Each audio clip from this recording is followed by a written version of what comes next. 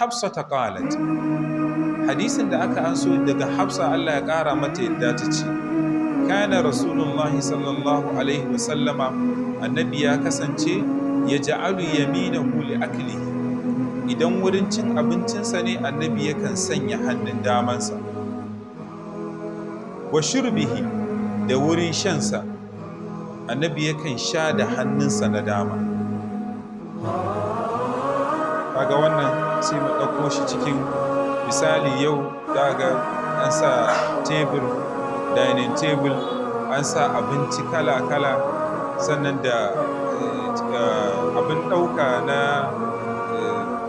spoon, su shauk, fork, da gayanan na cin abinci kala-kala, nau'i-nau'i, wani kuma kaga tsinke ne.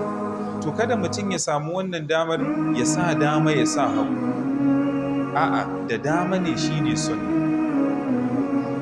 Dukkan abin da aka aje maka za ka ci, to ka ci da hannun damanka, wannan shi ne sunna. Da sha, yau ga shayi nan da sauran abubuwan sha, a aje biredi, a aje ga ruwan shayi, to kada mutum ya sa hannun hagu ya rike biredin, wanda da dama idan ka je shaguna za ka dinga ganin wannan kuskure. Kaga an sa dama hagu an ci biredi, an ɗauko shayin an sha, wannan kuskure.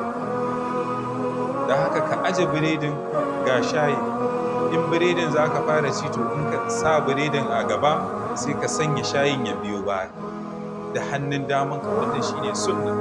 Dalili ko ga hadisi Hafsa ta ce Allah ya ƙara mata yadda, wanda iyali ce ga manzon Allah sallallahu alaihi wasallam, kuma mahaifinta shine Umar bin Khattab.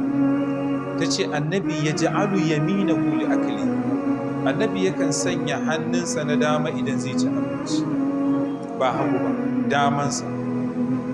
Wa shurbihi, da kuma abin shansa, idan zai sha yakan sa wato dama ya sha.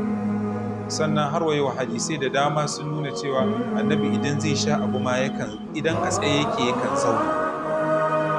Idan ka aikata haka ka yi sunna, kuma za ka samu lada.